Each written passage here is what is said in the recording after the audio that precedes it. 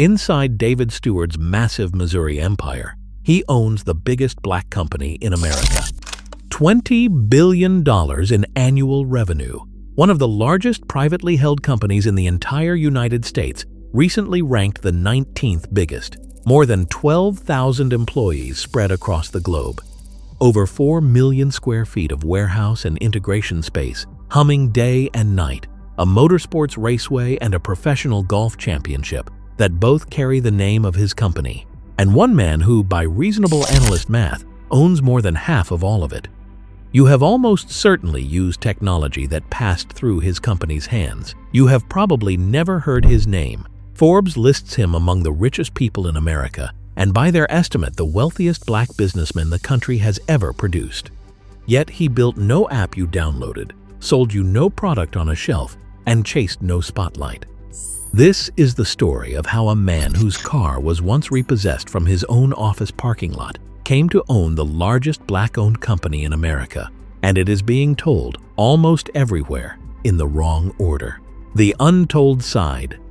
This is a place for the story of black wealth, black power, and black legacy traced across continents and across generations. The empires that mainstream coverage tends to overlook. And here is the promise for the next 16 minutes. We are not telling you the story you have already heard, the polite headline about a self-made billionaire from Missouri. We are going underneath it, into the decisions, the deeds, and the ownership math that the highlight version skips. If that is the kind of story you want more of, subscribe and turn on notifications, because this is where these get told this way. So let us go back to the beginning, to a small town, to a boy, to a blueprint. The Clinton Blueprint. David Lloyd Steward was born on July 2, 1951, in Chicago, Illinois. But the story that shaped him happened a few hundred miles away, in Clinton, Missouri, a small town where his family settled when he was young. This was the 1950s and 1960s, in a place still openly divided by segregation. The Steward family was poor. His father worked several jobs at once: mechanic, hauler, whatever the week demanded. His mother held the household together. David grew up under the daily indignities of that town, and the lesson he took from it was not bitterness, it was architecture. He watched his parents build dignity out of almost nothing, and he absorbed a simple idea that would later become the entire logic of his fortune. A paycheck can feed you, only ownership can outlive you. Hold on to that sentence, because everything that follows is just that one idea, compounding. He earned a business degree from Central Missouri State University in 1973, and then he walked straight into the conventional working world, the world of the salary, the world he would eventually have to leave, the salary years. Steward did what an ambitious young man with a degree was supposed to do. He climbed. He took a job at Wagner Electric as a production manager. He moved to the Missouri Pacific Railroad as a sales representative.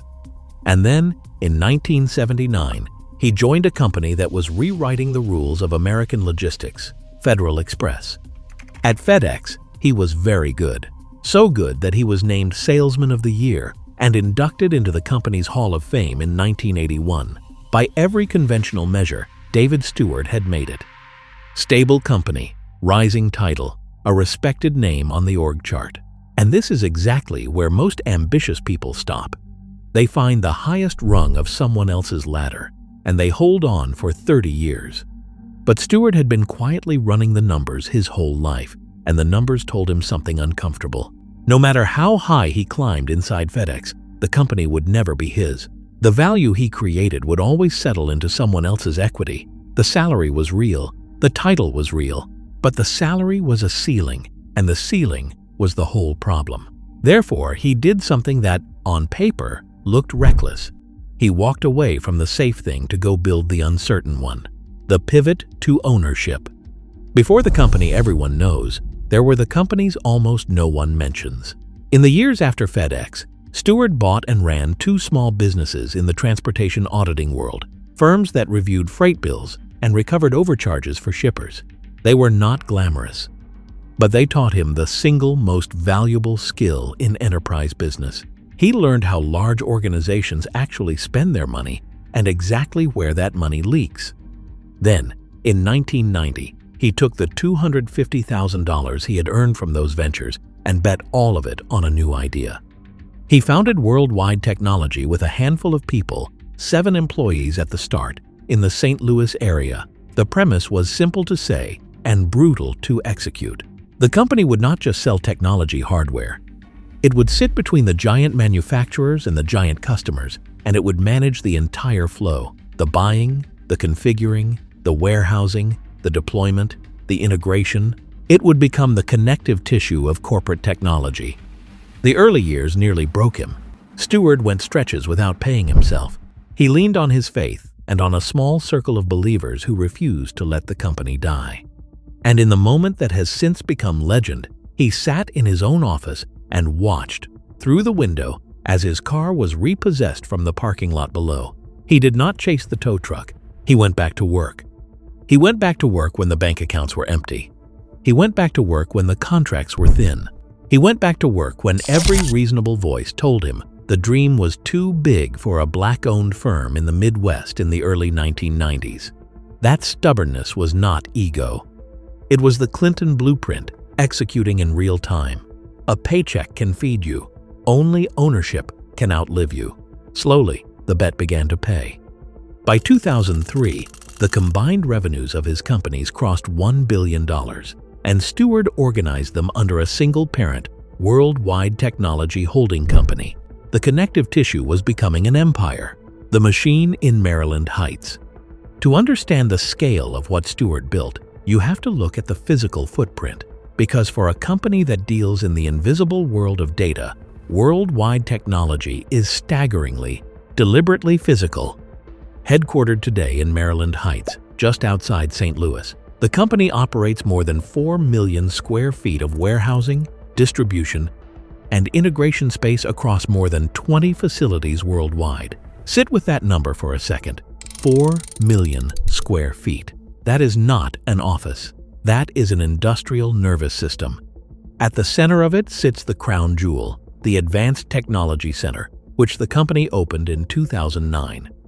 The Advanced Technology Center is a kind of laboratory cathedral, hundreds of millions of dollars of the world's most advanced hardware, from partners like Cisco and Dell and dozens of others, all wired together so that clients can test entire technology architectures before they buy a single piece. A hospital network, a global bank, a branch of the United States military, they can all model their future systems inside Steward's building first. This is the real headline asset. Not a mansion, not a yacht, a working machine that turns other people's biggest decisions into Steward's recurring revenue. And it is a large part of why a reported 70% of the Fortune 100 have, at some point, run their technology through this company's hands. The holdings beyond the headquarters. But the machine in Maryland Heights is only the core. Around it, Steward assembled a wider portfolio that most people never connect to his name. There was Telco Buy, the telecommunications and supply chain business. He spun out of the company in 1999, riding the wave of the telecom boom. There was a string of strategic acquisitions that quietly extended the empire's reach. The purchase of Performance Technology Group in 2010, the St. Louis software firm Asynchrony in 2015, and most recently, the acquisition of the Canadian technology company SoftChoice, completed in 2025, a move that deepened the company's grip on the cloud and artificial intelligence transition that every large organization is now scrambling through. And then there are the assets that put the company's name on the physical map. In 2019, the firm bought the naming rights to a motorsports complex outside St. Louis, now known as Worldwide Technology Raceway. The company also lends its name to the Worldwide Technology Championship, a tournament on the professional golf tour played down in Cabo. For a firm that spent decades operating in the background, these were the rare moments the empire said its own name out loud. However, none of these holdings, not the Raceway, not the championship, not even the 4 million square feet, are the real source of Steward's fortune. The real answer is quieter, and it is written in a single percentage. The 59%. Here is the number the highlight reels almost always leave out. David Steward is reported to own roughly 59% of Worldwide Technology. That one figure, is the entire fortune. When Forbes and other analysts estimate his net worth, recently placed at around $11.4 billion, they are not counting cars or houses or trophies. They are counting his slice of a privately held company that now generates in the neighborhood of $20 billion in annual revenue. He never took the company public. He never sold his control to private equity. He never traded ownership for a quick payday. And that restraint is the whole lesson. A founder who sells most of his company on the way up can look very rich for a few years. A founder who holds the majority for more than 30 years, while the company compounds from $1 billion to $20 billion in revenue, ends up owning something closer to a dynasty. Steward chose the second path. Therefore, his name now sits on the Forbes 400, listed among the very small number of Black Americans ever to reach that altitude, in the same conversation as the investor Robert F. Smith. Fame would have been faster. Ownership was bigger. If you are getting value from this breakdown, take 1 second to subscribe, because this ownership math underneath the famous names is exactly the layer we dig into every week. Now let us talk about what Steward is doing with all of it. The family architecture. A fortune built on the idea that ownership outlives you only matters if there is someone to inherit the logic. And this is where Steward's story separates from the typical billionaire profile. He did not just raise heirs, he raised owners. His son, David Steward II, runs Polarity, a digital animation studio that has been described as the only Black-owned studio of its kind in the United States, building original worlds and characters rather than working for hire. His daughter, Kimberly Steward, founded K-Media, a film production and finance company. Kimberly produced the acclaimed film Manchester by the Sea, which earned multiple Academy Award nominations, including Best Picture. Look at the pattern. The father owns the infrastructure of corporate technology. The son owns a means of animation. The daughter owns a stake in the stories Hollywood tells. 3 different industries, 1 identical instinct. Do not rent your seat at the table. Own the table. The Clinton blueprint did not stop with David. It became a family operating system, the legacy lever. Then there is the giving, and Steward treats it the way he treats everything else, as architecture rather than charity. He and his wife, Thelma, established the Steward Family Foundation, which directs millions of dollars toward education, health, human services, and faith-based organizations, with a deliberate focus on communities where opportunity has historically been withheld. He has served on or supported institutions like Washington University in St. Louis, the Missouri Botanical Garden, and Harris Stowe State University. He has helped fund pathways into science, technology, engineering, and math for minority and low-income students. Notice the design. Steward is not simply writing checks to ease a conscience. He is building the same kind of pipeline that produced him, the small-town kid who needed an education and a single chance to translate grit into ownership. Every student his foundation moves toward a technical career is a small replica of his own thesis, compounding outward.